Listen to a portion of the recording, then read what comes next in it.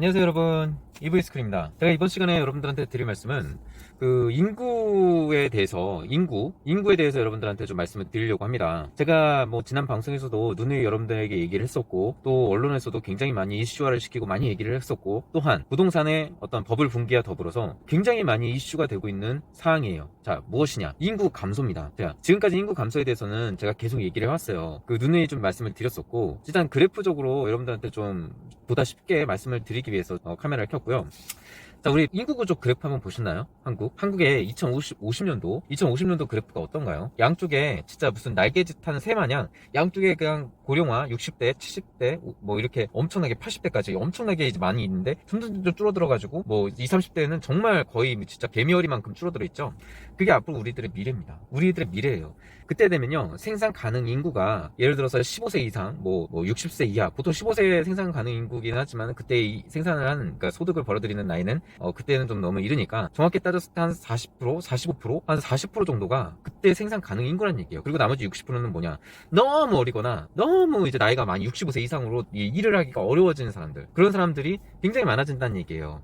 그때 되면요, 국민연금으로 따졌을 때 예를 들어서 한 명당 한 한 명 반 정도의 국민연금과 이런 어떤 연금을 그 젊은 인구, 생산 가능 인구의 한 명 반을 맡아야 된다는 얘기거든요. 그러면은, 그때 되면 또 이제 여러분들 좋아하는 물가 상승률 따라서 현금, 현금 가치 올라가고 그러면은, 이제 그때 되면 국민연금 한 7, 80만원씩, 90만원씩? 지금 기준으로 따져도 벌써 그 정도인데, 한 명 반이면은, 그때 되면 어떻게 될까요? 거의 소득의 절반을 국민연금으로 내야 된다는 얘기예요. 그 나이 많은 생산 불가능한 노인들을 부양하기 위해서 연금으로 소득의 절반을 내야 된다는 얘기예요. 이런 상황입니다. 그러면은 그런 상황까지 치닫지 않기 위해서는 둘 중에 하나예요. 국민연금 수령 가능한 나이를 높여야 돼요. 높여서 한 80세 이상, 70세 이상 노인들이 일단 줄을 섰어요. 노인들이 너무 많은 거야. 그러니까 70세 이상, 75세 이상 이렇게 노인들끼리도 차등을 둬서 그때까지는 돈을 못 받는 거야. 국민연금 못 받고 계속 일해야 되고 그런 상황이 오는 거예요. 그래서 그 이상 돼 75세 이상으로 높여가지고 연령을 높인 다음에 높은 인구들한테 이제 연금을 주거나, 아니면은 연금 지급 가능 나이는, 그러니까 수령 가능 나이는 큰 차이가 없으나 수령 액수가 줄어드는 거예요. 수령 액수가 예를 들어서 지금 70세 이상 분들 보통 연금 한 50만 원 정도 받잖아요. 그러면은 그때 되면은 한 25만 원? 25만 원 갖고 과연 생활이 가능할지는 모르겠으나, 그거 갖고 또 부차적으로 또 다른 일을 찾아봐야 되는 상황이 올 수도 있어요. 아니면은 진짜 소비가 완전 얼어붙어가지고 아무것도 못하고 지낼 수도 있고요, 사실. 그러니까 그런 상황이 굉장히 심각해지는 거예요. 그게 앞으로의 미래라는 얘기예요. 그러니까 확정된 미래의 모습이 그거예요. 왜? 인구는 지금 당장 제가 얘기했듯이 오랜 시간에 걸쳐서 발현되는 거잖아요. 그게 생산 가능 인구가 이제 나이대가 되고, 그게 한 20년 전부터 진행이 되고, 그래서 생산 가능 인구가 되는 거 아닙니까? 근데 그거를 갑자기 바꿀 수가 있어요? 갑자기 뚝딱 20년의 사람을 만들어낼 수가 있나요? 못해요. 불가능합니다. 그래서 인구의 문제는 확정된 미래라는 얘기예요. 인구, 우리가 지금 고질적으로 안고 있는 인구 감소에 대한 그 문제가 확정된 우리의 고질병이고, 그때 지금도 굉장한 문제가 되지만, 그때 돼서는 정말 근본적으로 뭔가 대책을 세워서 20년 후를 바라봐야 된다는 거죠. 그러니까 2050년도에. 그러니까 지금 당장 앞으로 향후 50년은 그렇게 될 수밖에 없어요. 자, 개미어리만큼 인구가 줄어들어 있어요. 그리고 죽는 사람들이, 그러니까 태어나는 인구보다 죽는 사람이 더 많은 거죠. 인구 감소가 또 일어나고. 그러니까 사람들이 생산 가능 인구는 줄어들고 점점 인구는 감소하고. 그러니까 집은 남아 돌겠죠. 지금 집도 사실상 그러니까 공급이 부족한 상황이 아니에요. 우리나라 주택 공급 부족, 주택 지수 보면은 100을 넘은 지 오래잖아요. 주택 공급이 부족한 건 아니거든요. 공급은 충분한데, 일단은 그 집의 가격이 너무 터무니없이 투기꾼에 의해서 너무 많이 끌어올려지고, 지금 버블 형성 가격이 서서히 무너지는 이 시점에 인구 문제까지 같이 껴서 앞으로의 미래가 어려울 수밖에 없어요. 지금 상황은. 그쵸. 지금 사줄 사람이 없다니까요. 여러분들 나중에 한 20년 뒤, 지금 집 사가지고 20년 뒤, 30년 뒤 정도는 빚을 계속 변제하셔야 될 거 아니에요. 그리고 사셔야 될 거 아니에요. 그러면은 20년, 30년 뒤에 여러분들 노후 계획 세울 때 그 집을 팔아서 그 남은 차익으로 예를 들어서 그 돈을 판 다음에 어디 밖으로, 수도권 밖으로 가서 거기서 이제 주택을 구입하고, 그 남은 돈으로 노후 대비를 할 사람들, 자산 증식을 통해서 지금에 있는 자산을 그때 되면 얼마가 되겠지 해가지고 계획을 세우신 분들은 빨리 지금 바꾸시라는 얘기예요. 빨리 그런 계획을 싹 집어치워버리시고, 지금 당장 깔고 앉은 집 팔고 빚 변제하시고 다른 살 길을 찾으셔야 된다는 얘기예요. 포트폴리오를 다시 재구축하셔가지고, 제가 얘기했잖아요. 돈나무를 여러 다양한 군데에 지금 심어 놓으셔야 된다니까요. 지금 부동산 맹신하시고 그것만 보고 이제 빚을 허리 휘도록, 등골이 휘어지도록 20년 30년 갔다가는 그 나중에 여러분 노후 대비용으로는 아무짝에도 쓸모가 없어져요. 왜? 팔아도 노후 대비용으로 내가 생활비로 쓸 수 있는 돈조차 안 된다는 거예요. 그러니까 여러분들 자산 질식의 목적이라면 다시 생각해 보시라는 얘기예요. 다시 생각해 보시고 지금이라도 늦지 않았어요. 지금이라도 조금이라도 거품이 좀 덜 거쳐 있을 때 빨리 급금매로 파시고, 지금 해외로 좀 시선을 돌리셔가지고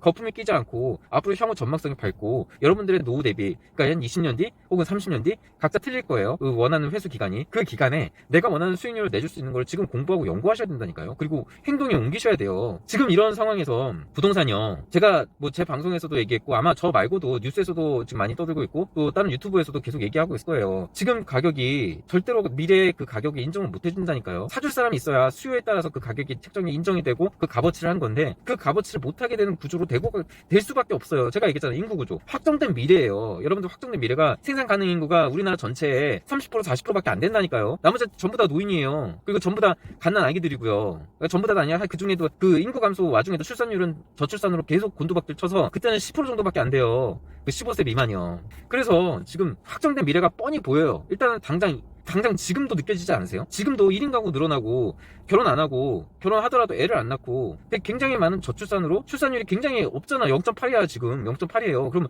이제 내년 되면은 오를 것 같아요? 내후년 되면 오를 것 같습니까? 0.7, 0.6 이렇게 내려가실 것 같지 않으세요? 당연히 내려갈 수밖에 없어요. 왜? 결혼을 안 하니까. 일단 결혼을 안 하고, 결혼을 하더라도 애를 안 낳고, 그런 풍조가 굉장히 많잖아요. 그리고 2명 결혼해서 1명 낳고, 이런 어떤 하나만 낳아 잘 기르자는 풍조, 뭐 이런 것도 굉장히 많이 팽배해 있고, 또 1인 가구는 늘어나고, 심지어 결혼도 안 하고, 지금 그런 상황이에요. 그래서 앞으로 지금 50년도 그 추산되는 그 미래가 결코 불확실한 미래가 아니라 확정된 미래라는 거예요. 그래서 제가 누누이 말씀드리잖아요. 앞으로는 그런 어떤 인구 구조 상황 봤을 때 앞으로 집은 남아 돌 거다. 집은 남아 돌아서 사줄 사람 구하기가 하늘의 별 따기일 거고, 사줄 사람 구하더라도 그때 그 가격으로, 왜냐면 수요가 그만큼 없다는 얘기를 반증하는 거니까요. 사줄 사람이 그렇게 없으니까 그 가격 인정 못 받으니까 아주 헐값에 팔 수밖에 없는 상황이 올 거다라는 얘기예요. 처분하고 싶어도 처분할 수도 없고, 팔고 싶어도 겨우 헐값으로 팔아야 겨우겨우 팔리고, 이런 식의 어떤 부동산 장기 침체기를 걸을 수밖에 없고, 또 그런 어떤 부동산에 대한 맹신, 이런 것들이 지금 빨리 바꾸셔야 돼요. 그런 생각을, 그런 맹신의 생각을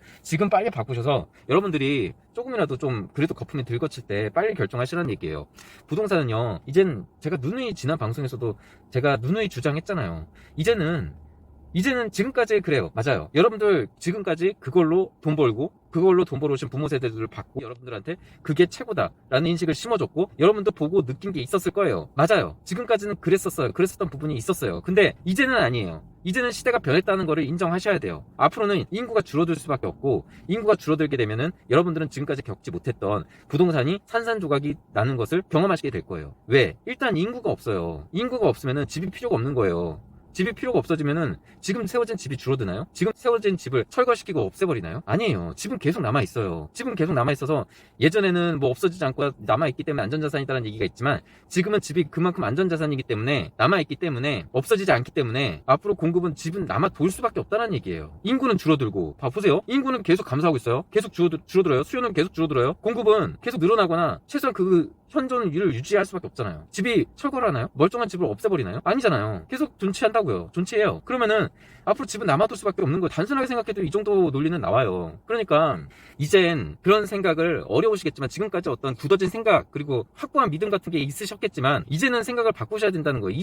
지금까지 계속 뭐 이런 얘기 나왔다 하지만 부동산이 최고였다라고 얘기하시지만, 정말로 이제는 바꿔야 돼요. 이제는 그런 생각 접으셔야 돼요. 이제는 부동산은 자산 증식의 수단이 절대로 될 수가 없어요. 왜? 앞으로 떨어질 일밖에 안 남았고, 지금 일본의 도쿄에 있는 주택의 가격들과 그대로 따라갈 겁니다. 지금 인구 감소가 먼저 시작됐었죠. 우리보다 한 발 먼저 시작이 됐었어요.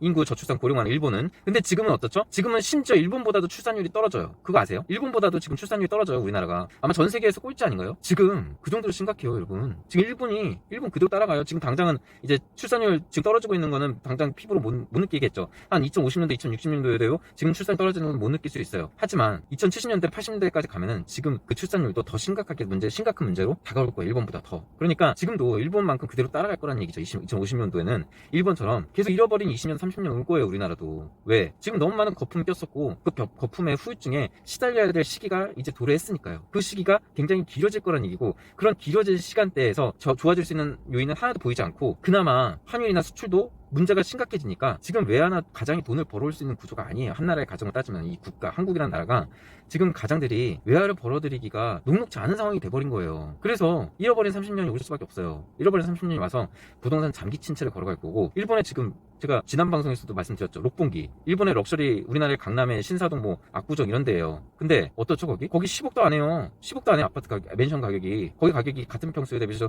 지금 10억도 안 한다니까. 우리나라 25억, 30억 하는 거. 그 정도로 주택 거품 가격이 완전히 그 정도로 떨어진 거예요. 인구가 없고, 저출산 고령화를 겪고, 인구 감소를 겪은 일본이 세계 경제 3대국의 수도에서 그 정도의 현상이 나타나고 있다는 거예요. 우리나라 안 따라갈까요? 일본보다 뭐 기초통화국인가요? 우리나라가? 아니면 일본보다 뭐 고도화된 선진국인가요? 아니면 일본보다 내수시장이 탄탄한가요? 일본은 저출산 고령화라고 해도요. 일본은 인구가 1억이에요. 우리나라는 지금 5천만 명이잖아요. 절반이에요. 인구가 여러분들 아시잖아요. 1억 이상은 돼야 내수시장이 돌아가요.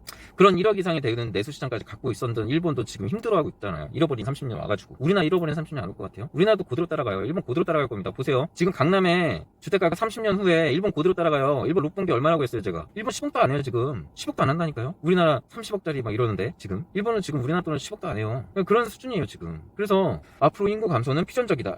그 인구 감소에 따른 부동산 침체는 피전적이고, 그리고 여러분들이 뭐 보통 예를 들어서 2050년도에 2040년도는 50년도에 이제 팔 나이면은 50대 정도는 지금 되셨을 거 아니에요. 50대라든지 40대 후반이라든지 50대 후반, 뭐 60대 분들도 계실 거고, 뭐 그때 이제 8년 생각을 갖고 계신 분들, 그런 분들은 다시 생각해 보세요. 진짜로 제가 정말로 진심 어린 충고를 좀 드리는데, 지금 다시 생각해 보세요. 그때 팔면요 그 가격이 7, 8억 그 정도밖에 안 되고, 지금 일본의 그 중심가 록봉기도 지금 그 정도예요. 우리나라도 그 정도 이하로 떨어질 거예요. 우리나라는 아마. 왜? 인구 자체가 내수시장이 현저하게 열악해질 거기 때문에. 그때 되면 인구 얼마라고 했어요? 인구 전망 몇 명이라고 하죠? 3천만 명이라고 해요. 3천만 명. 그죠? 지금 일본 지금 인구 얼마예요? 그래서 걔네들이 1억을 유지하고 있잖아요 겨우.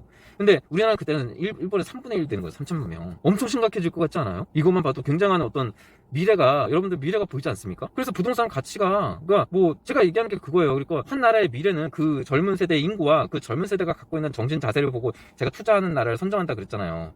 그런 거랑 똑같은 거예요. 다른 나라도 그런 거 안 볼 것 같아요. 그런 거 다 봐요. 그 나라 미래이기 때문이에요. 근데 그러니까 우리나라가 지금 그런 상황이니까 제가 그래서 말씀드리잖아요. 다른 나라의 세계를 넓게, 시야를 넓게 갖고 봐야 된다고요. 다른 나라가 우리나라와 같은 상황에 처해있지 않은 나라, 우리나라와 같은 상황에서 반대인 나라, 그리고 앞으로 전망이 밝은 나라, 인구 구조가 탄탄한 나라, 젊은 인구가 많은 나라, 그리고 그 사람들, 그 젊은 인구, 그 젊은이들의, 어린애들의 생각하는 사고방식이 어떤지, 헝그리 정신이 살아있는 나라인지, 그죠? 제가 그리고 누누이 얘기했잖아요. 투기와 패기가 있는지, 열심히 하고 성공에 대한 열망이 있는지, 그런 걸 제가 누누이 보자는 얘기였어요. 그런 나라를 여러분들 찾을 수 있어요. 여러분들 잘 생각하시고 지금이라도 늦지 않았어요. 지금 빨리 자산, 본인이 갖고 있는 어떤 자산 거품으로 지금 거의 대부분의 자산이 많이 증가를 했을 거 아니에요. 근데 그게 이제 지금 꺼져가고 되게 지금 하락기를 접어들었잖아요.